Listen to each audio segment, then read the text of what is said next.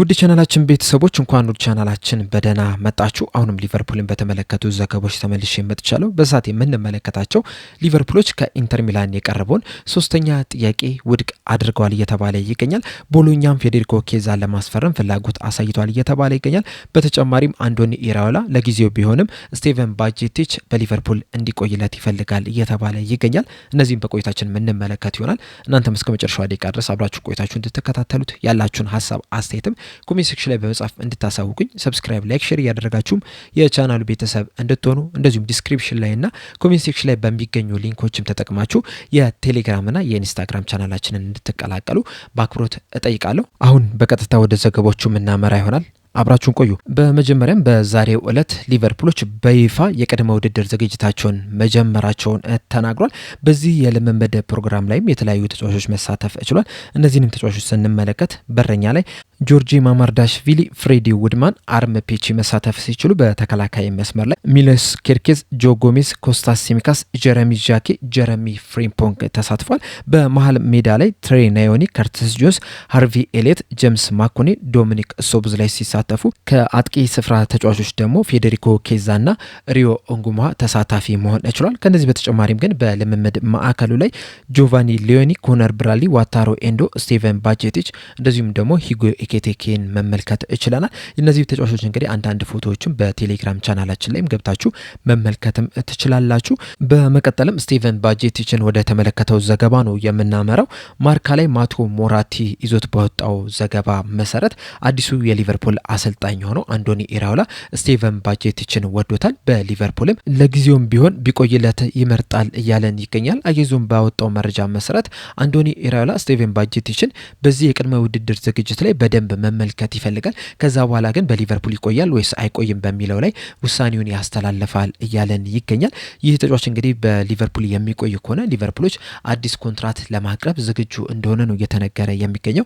ነገር ግን በሊቨርፑል ቤት የማይቆይ ከሆነ ግን ወይም ደግሞ ኮንትራቱን የማያራዝሙለት ከሆነ ግን በዚህ የክረምቱ የዝውውር መስኮት ተጫዋቹ ሊወጣ የሚችልበት እድል ከፍተኛ እንደሆነ ነው እየተናገረ የሚገኘው። ስለዚህ የስቴቨን ባጄቲች የሊቨርፑል ቆይታ በአንዶኒ ኢራዮላ ውሳኔ ላይ የተመረኮዘ እንደሆነ ማቴዎ ሞራቲ በዘገባው ተናግሯል። ስቴቨን ባጄቲች እንግዲህ በጣም ትልቅ ተስፋ ተጥሎበት የነበረ ተጫዋች ነው። ነገር ግን በተደጋጋሚ ባጋጠሙት ጉዳቶች ምክንያት የተጠበቀበትን ያህል እንቅስቃሴ ማድረግ ሳይችል ቀርቷል። አሁን ላይም እንግዲህ በሊቨርፑል ቤት የሚያቆየው የአንድ ዓመት ኮንትራት ብቻ ነው የቀሩና በዚህ የክረምቱ የዝውውር መስኮት የዚህ ተጫዋች የሊቨርፑል ቆይታ ላይ ውሳኔ መተላለፍ መቻል አለበት። ስለዚህ እንግዲህ የክረምቱ የዝውውር መስኮት ከመጠናቀቁ በፊት የሊቨርፑል ቆይታው ላይ ውሳኔ ይተላለፋል ተብሎ ነው የሚጠበቀው። ስቴቨን ባጄቲች ያለፉት 6 ዓመት ተኩል እንግዲህ በሊቨርፑል ቤት መቆየት የቻለ ተጫዋች ነው።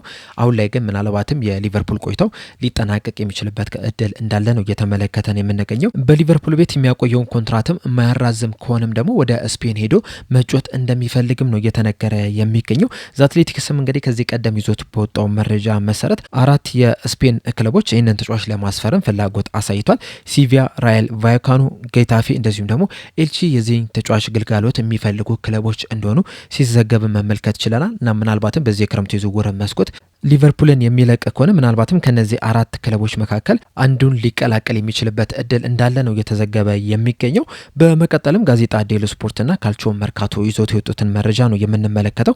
በመረጃው መሰረት የጣሊያን ክለብ የሆነው ቦሎኛ ፌዴሪኮ ኬዛን ለማስፈረም ፍላጎት አሳይቷል እያለን ይገኛል። በእርግጥ ቦሎኛዎች ፌዴሪኮ ኬዛን ማስፈረም ቢፈልጉም ይህንን ተጫዋች ለማስፈረም ግን የግድ አንድ ተጫዋች መሸጥ እንዳለባቸው ነው እየተነገረ የሚገኘው።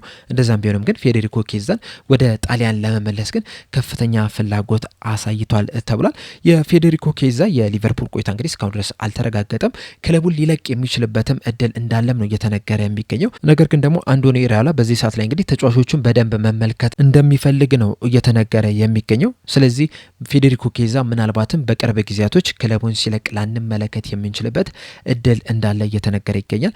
ቢያንስ ከአሜሪካ እስከሚመለሱ ድረስ ፌዴሪኮ ኬዛን ሊቨርፑልን ላይለቅ ይችላል እየተባለ ይገኛል። ከዛ በኋላ ግን አንዶኒ ኢራዮላ በደንብ ከተመለከተው በኋላ ተጫዋቹ ከኔ ጋር መቆየት የለበትም የሚል ከሆነ ሊሸጥ የሚችልበት ከፍተኛ እድል አለ። የጣሊያን ክለቦችም ደግሞ ይህንን ተጫዋች ለማስፈረምም ፍላጎት እንዳላቸው ከዚህ ቀደም በወጡት ዘገቦች በደንብ መመልከት ይችላል። በተለይ ደግሞ የጣሊያን ትልልቅ ክለቦች የሚባሉት ናፖሊ፣ ጁቬንቱስ፣ ኤሲ ሚላኖች ይህንን ተጫዋች ለማስፈረም ፍላጎት አሳይተው ነበረ። አሁን ላይ ደግሞ የሌላኛው የጣሊያን ክለብ የሆነው ቦሎኛ ይህንን ይህንን ተጫዋች ለማስፈረም ፍላጎት አሳይቷል እያለን ይገኛል። በመቀጠልም የምንመለከተው ቶክ ስፖርት ይዞት የወጣውን መረጃ ነው።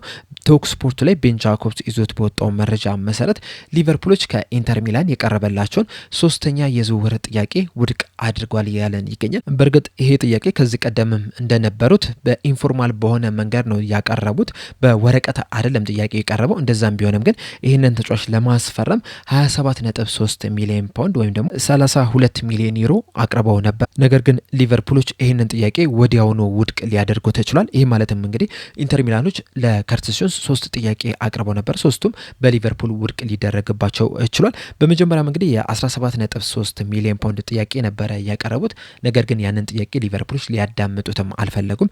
ከዛ በኋላ ትንሽ አሻሽለው የ21.7 ሚሊዮን ፓውንድ ጥያቄ አቅርበው ነበረ። ይህንንም ጥያቄ ግን ሊቨርፑሎች ወዲያው ውድቅ ነው ያደረጉት። አሁንም እንግዲህ ለሶስተኛ ጊዜ የ27.3 ሚሊዮን ፓውንድ ጥያቄ አቅርበው ነበር። ነገር ግን ሊቨርፑሎች ወዲያውኑ ውሎ ሳያድር ጥያቄውን ውድቅ ሊያደርጉት ችሏል። ከዚህ ቀደም እንግዲህ በወጡት ዘገባዎች መሰረት ሊቨርፑሎች ከዚህ ተጫዋች 35 ሚሊዮን ፓውንድ ወይም ደግሞ 40 ሚሊዮን ዩሮ አካባቢ እንደሚፈልጉ ነበረ ሲነገር የነበረው። ኢንተር ሚላኖች ግን እዛ ደረጃ ላይ መድረስ ሳይችሉ ቀርቶ አሁንም ያቀረቡትን ሶስተኛ ጥያቄ ሊቨርፑሎች ወዲያውኑ ውድቅ ሊያደርጉት ይችላል። ምናልባትም ደግሞ ከዚህ በኋላም ለዚህ ተጫዋች የሚቀርቡ ጥያቄዎችንም ላያዳምጡ የሚችሉበትም እድል እንዳለ ነው እየተነገረ የሚገኘው። በተለይ ደግሞ በትናንትናው ዕለት አንዶኒ ኢራዮላ በከርቲስ ጆንስ ዙሪያ በሰጡት አስተያየት እኔ ከርቲስ ጆንስ አድናቂ ነኝ፣ ላለፉትም አመታት በሊቨርፑል ቤት በጣም ጥሩ የሚባል እንቅስቃሴን ማድረግ ይችላል፣ በቀጣይ አመታትም ይህንን ምርጥ ብቃቱንም ይደግማል ብዬም ተስፋ አድርጋለሁ። ለቀጣይ አመት ብቻም ሳይሆን ረዘም ላለ ጊዜም በሊቨርፑል ቤት ሲጫወትም እንመለከተዋለን ብዬ ተስፋ አድርጋለሁ የሚል አስተያየትን ሰጥቷልና የከርቲስ ጆንስ አድናቂ መሆናቸው ምናልባትም ሊቨርፑሎች በተጫዋቹ ላይ ያላቸውን አቋም እንዲቀየር ሊያደርግ ይችላል። ይህም ተጫዋችም እንግዲህ ከሊቨርፑል ላይለቅ የሚችልበትንም እድል ከፍ ሊያደርጉ ይችላል ተብሎ ነው የሚጠበቀው። እናም አንዶኒ ኢራዮላ ይህንን ተጫዋች ማቆየት የሚፈልግ ከሆነ ሊቨርፑሎች በግድ ይሸጡታል ተብሎ አይጠበቅም። ስለዚህ ከዚህ በኋላ ከርቲስ ጆንስ ከሊቨርፑል ሊለቅ የሚችለው በራሱ ውሳኔ ከሆነ ብቻ እንደሆነ ነው እየተነገረ የሚገኘው። ምክንያቱም ሊቨርፑሎች አንድ ተጫዋች እለቃለሁ ብለው ጥያቄ የሚያቀርብላቸው ከሆነ በግድ ሲያቆዩት አልተመለከትንም እና ምናልባት ከርቲስ ጆንስ በሊቨርፑል መቆየት አልፈልግም፣ ወደ ኢንተር ሚላን ማቅናት እፈልጋለሁ የሚል ከሆነ ኢንተር ሚላኖች ደግሞ ትክክለኛውን ሂሳብ ለሊቨርፑሎች የሚያቀርቡ ከሆነ ሊቨርፑሎች ሲሸጡት ልንመለከት እንችላለን። እስካሁን ደስ ባለው መረጃ ከሆነ ግን አንዶኒ ኢራዮላ የዚህ ተጫዋች አድናቂ ነው፣ በሊቨርፑል ቤትም እንዲቆይለት ይፈልጋል። በዛ ምክንያት ምናልባትም በቀጣይ አመት ከርቲስ ጆንስ በሊቨርፑል ማሊያ ልንመለከት የምንችልበት ከፍተኛ እድል እንዳለ ነው እየተነገረ የሚገኘው። ኢንተር ሚላኖች ግን አሁንም ጥያቄያቸውን ያቋርጡታል ተብሎ አይጠበቅም። ምናልባት ሊቨርፑሎች በጭራሽ አይሸጥም፣ እንደዚሁም ደግሞ ከርቲስ ጆንስ ከሊቨርፑል አለቅም የሚልን ምላሽ እስካልሰጣቸው ድረስ ኢንተር ሚላኖች ይህንን ተጫዋች ለማስፈረም በድጋሚ ጥያቄ ሊያቀርቡ እንደሚችሉ ነው እየተነገረ የሚገኘው። ተጫዋቹ ምን አይነት ውሳኔ ይወስናል የሚለውን አብረን የምንመለከት ይሆናል። እኔ ግን በግሌ ይህ ተጫዋች በሊቨርፑል ቤት እንዲቆይ እፈልጋለሁ። ምክንያቱም ገና 25 ዓመቱ ላይ ነው የሚገኘው። የሊቨርፑል አካባቢ ተወላጅ ነው፣ ስካውሰር ነው፣ የሊቨርፑል ዲኤንኤ ያለው ተጫዋች ነው። እንደዚሁም ደግሞ በአንዶኒ ኢራዮላ ስርም ምርጥ ብቃቱን ማሳየት ይችላል ብዬ እጠብቃለሁ። በእርግጥ አንዳንድ ክፍተቶች አሉበት፣ ነገር ግን እነዛን ክፍተቶች ማሻሻል የሚችልበት እድሜ ላይ ነው የሚገኘውና ለረዥም ዓመታት በሊቨርፑል ቤት እንዲቆይ ከምፈልጓቸው ተጫዋቾች መካከል አንደኛው እርሱ ነው። በዚህም ሀሳብ ደግሞ አብዛኞቹ የሊቨርፑል ደጋፊዎች ይስማሙበታል ብዬም አስባለሁ። አንዶኒ ኢራዮላም እንግዲህ ይሄ ተጫዋች በሊቨርፑል ቤት እንዲቆይ እፈልጋለሁ የሚልም አስተያየትም መስጠትም ይችላል። ይህን አስተያየት መስጠታቸውም ሁለት ነገሮችን ሊፈጥር ይችላል። አንደኛው የከርቲስ ጆንስ በሊቨርፑል የመቆየት እድሉን ከፍ ሊያደርገው ይችላል። እንደዚሁም ደግሞ የተሻለ የመጮቻ እድልንም እንዲያገኝ ሊያደርገው ይችላል ነው እየተባለ የሚገኘው። በአጠቃላይ እንግዲህ ኢንተር ሚላኖች ከርቲስ ጆንስን ለማስፈረም ለሊቨርፑሎች ሶስተኛ ኢንፎርማል የሆነ ጥያቄ አቅርበው ነበረ። ያንን ጥያቄ ግን ሊቨርፑሎች ውድቅ አድርጎታል። በቀጣይ ኢንተር ሚላኖች አራተኛ ጥያቄ ያቀርባሉ ወይ? ያንንስ አራተኛ ጥያቄ ሊቨርፑሎች ይቀበሉታል ወይ? አብረን የምንመለከተው ይሆናል። በእናንተ ሀሳብ ግን ሊቨርፑሎች ከርቲስ ጆንስን ማቆየት አለባቸው ወይ? ከሸጡትስ ምን ያህል ገንዘብ መጠየቅ አለባቸው ብላችሁ ታስባላችሁ? መልሳችሁን እንዳለ ኮሜንት ሴክሽን ላይ በመጻፍ እንድታሳውቁኝ በአክብሮት እጠይቃለሁ። ለአሁን ግን እኔ እዚህ ላይ አበቃው። እስከ መጨረሻው ደቂቃ ድረስ ስለተከታተላችሁኝ ከልብ አመሰግናለሁ። በቀጣይ በሌላ እስከምንገናኝ ድረስ ሰብስክራይብ፣ ላይክ፣ ሼር ማድረግ እንዳትረሱ። ዲስክሪፕሽን ላይ እና ኮሜንት ሴክሽን ላይ በሚገኙ ሊንኮችም የቴሌግራም እና የኢንስታግራም ቻናላችንን እንድትቀላቀሉ በአክብሮት እየጠየቅኩኝ እዚህ ላይ አበቃለሁ። ቸር ያቆየን።